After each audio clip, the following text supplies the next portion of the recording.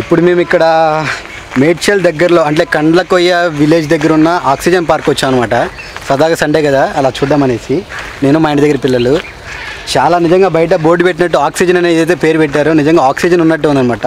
Pure nature, thousands of trees and birds అయితే చాలా బాగున్నాయి. ఒక పెద్ద అంటే చూపిస్తాను నేను వీడియోలో, ఇప్పుడు దీన్ని నెక్స్ట్ అదే పెడతాను.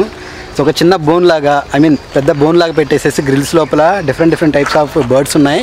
చాలా అంటే చాలా బాగున్నాయి. వాటి సౌండ్కే ముందు ఇప్పుడు వినొచ్చు మీరు కూడా కంప్లీట్గా. నా బ్యాక్గ్రౌండ్ మొత్తం బర్డ్ సౌండ్సే వస్తున్నాయి, ఒరిజినల్ సౌండ్స్ అనమాట, నో ఎడిటెడ్.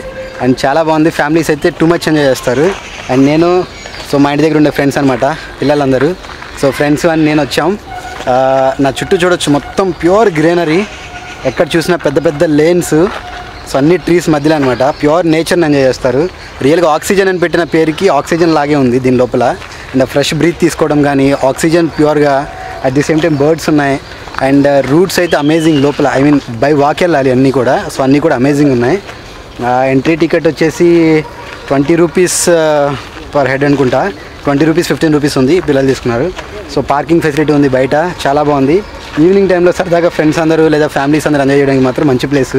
సో చూడొచ్చు, నాకు అమేజింగ్, నాకైతే బాగా అనిపించింది ఏరియా.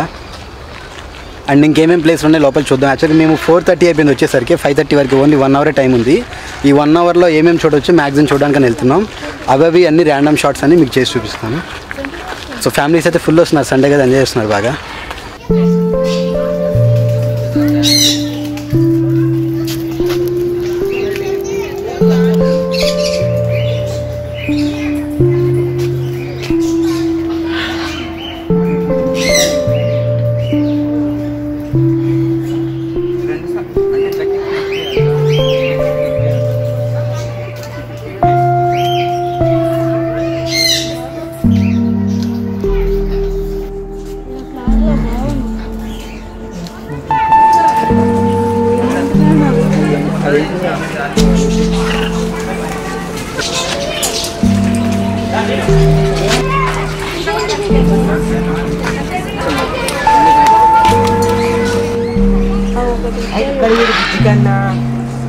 అయ్యి పొదలు కూడా ఇస్తున్నాయి చూసినా, అదిగో వచ్చిందిరా. నీకు కావాల్సిన పెట్టేదే. ఒకసారి తీసిచ్చుకొని ఫోటో తీసుకో. అయ్యమ్మా